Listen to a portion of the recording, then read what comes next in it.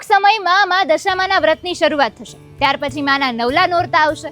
હવે માં દશામાના વ્રતમાં આપણા સુધી પહોંચતી એ માતાજીની મૂર્તિ, કે પછી નવરાત્રીમાં આવતા એ ગરબા, કે પછી ઠાકોરજીની સેવામાં પધરાવવામાં આવતી એ નાનકડી સરસ મજાની કામધેનુ ગાય, આપણા સુધી તો એ તૈયાર મૂર્તિ આવી ગઈ.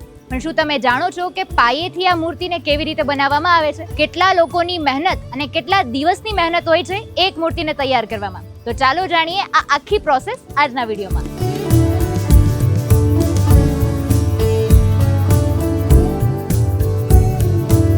મારું નામ પંકજ નડિયાપુરા છે. અમે આ માટીકામ છે જે મોલ્ડમાં બધી વસ્તુ બને એ બનાવીએ. અમે દશામાની મૂર્તિ, પછી કડવા છે, ગરબા છે, ગાય છે, ઊંટ છે, ગોતીડા, ઝારીજી, કુંજા એ બધું બનાવીએ છીએ. અમે લગભગ આ 15 વર્ષથી કરીએ છીએ.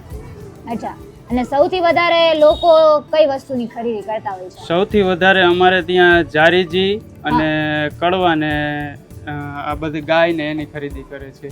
બરોબર. અને આ તમે અત્યારે ભર્યું એને શું કહેવાય, અને આ તમે આખી પ્રોસેસ કેવી રીતે કરતા હોય? આ અમે ભર્યું, આ એક કાસ્ટિક માટી કહેવાય, અને આ કાસ્ટિક માટી આમાં નાખી એટલે એમાં મોલમાં ભરી એટલે એને જેટલું ટાઈમિંગ હોય એ રીતે પાણી શોષી અને માટી જામી જાય, અને પછી અંદર રાખી ખાલી કરવાની, અને ખાલી કરીને પછી થોડી વાર પછી આ ખુલી જાય છે. અચ્છા, એટલે આ કાસ્ટિંગમાં જ બધી વસ્તુ બને છે તમારે? હા, બધી વસ્તુ કાસ્ટિંગમાં, અને અમુક વસ્તુ અમે પ્રેસમાં પણ બનાવીએ છીએ. બરોબર. હા. અત્યારે આ તમે જેમાં ભર્યું એ મોલ્ડ શેનું છે? આ મોલ્ડ ગાયનો છે. ગાયનું છે? હા હા. આ તો તમે માટીની બનાવો છો, પણ આ જે મોલ્ડ હોય છે ઈ કઈ વસ્તુના બનેલા? મોલ્ડ હોય છે એ પીઓપી ના હોય છે. બરોબર. હા. એ તમે તૈયાર લ્યો છો? હા, આ મોલ્ડ અમે તૈયાર લઈએ, બનાવડાવીએ છીએ. બરોબર. અને આ કાસ્ટિંગ માટેનું રો મટીરીયલ ક્યાંથી લાવો છો? કાસ્ટિંગ માટેનું રો મટીરીયલ આપણે અહીંયાથી જ મળી જાય છે, થાનગઢમાંથી અને મોરબીમાંથી.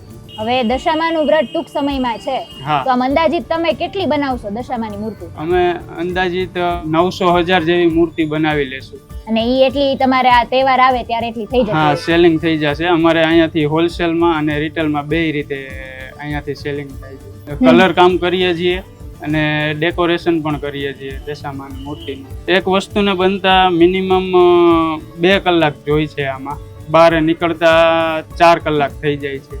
એટલે કોઈ પણ સીઝન હોય 2 કલાકમાં જામી જાય? હા, 2 કલાકમાં જામી જાય અને 4 કલાકમાં વસ્તુ બહાર નીકળી જાય. અચ્છા, અને તમારા પરિવારના કેટલા સભ્યો તમે આ કામ સાથે જોડાયેલા? અમારા પરિવારના બધા સભ્યો આમાં જ જોડાયેલા છીએ. અચ્છા, બધા લોકો તમે આ જ બધા કામ આમાં કરો? જ છીએ અમે. નવરાત્રીમાં ગરબા પણ બનાવીએ છીએ, એ ડેકોરેશન વાળા બી બનાવીએ છીએ અમે. આ આપણે ગાયનો મોલ છે, હવે તૈયાર થઈ ગયો છે, તો આને ખાલી કરી દેશું, અને ખાલી કરી આને થોડી વાર માટે સુકાવા માટે રાખી દેશું. આ જે પાણી આમાં વધારાનું જે માટી હશે એ નીકળી જશે આમાંથી, આમ ઉધાર રાખી દેશું. એટલે આ તૈયાર થઈ ગયું છે, આ સુકાઈ ગયું છે, એટલે આને હવે આપણે ખોલવાની પ્રોસેસ જોઈ લઈએ.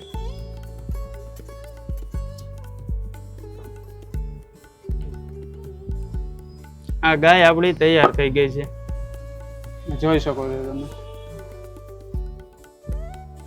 મારું નામ નડિયાપરા ગાયત્રી પંકજભાઈ. અત્યારે જો દશામાની મૂર્તિ આપણે ગણપતિ કરી છે અને ગાય વધારે. અચ્છા, એટલે આમ તમને કલર કરવાનો શોખ છે કે?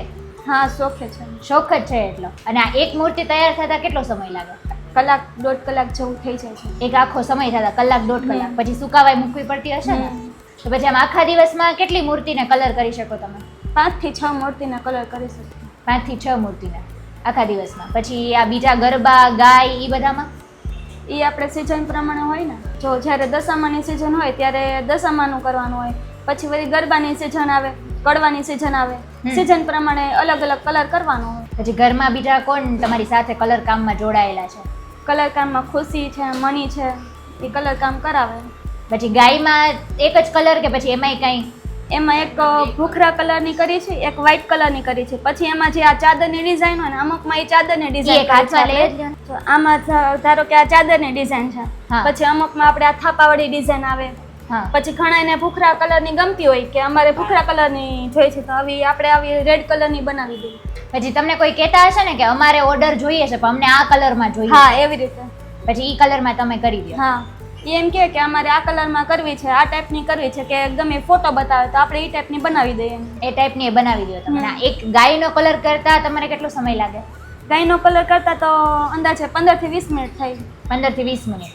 તમને એમ થશે કે આ મૂર્તિ પણ બીજી બધી મૂર્તિની જેમ પીઓપી માંથી જ બનાવવામાં આવતી હશે, જેનાથી પર્યાવરણને નુકસાન થાય, પાણીને નુકસાન થાય, અથવા તો એ મૂર્તિ પછી ખંડિત થઈ જાય તો આપણે જે આસ્થા સાથે એની પૂજા કરી હોય તો એ આપણું બધું વ્યર્થ વયું જાય. પણ નહીં, આ મૂર્તિ સરસ માટીમાંથી બનાવવામાં આવે છે, એકદમ ઇકો ફ્રેન્ડલી મૂર્તિ છે. એટલે આને તમે ઘરે જ પાણીમાં પલાળી દેશો એટલે તેમાં જ એ આખી મૂર્તિ ઓગળી જશે. પીઓપી છે બેન, એ આપણે પીઓપી પાણીમાં ના મૂકીએ એટલે પાણીમાં એક તો ગંદકી થાય છે અને પીઓપી જલ્દી ઓગળતું નથી, મિનિમમ 2 થી 3 વર્ષે ઓગળે છે.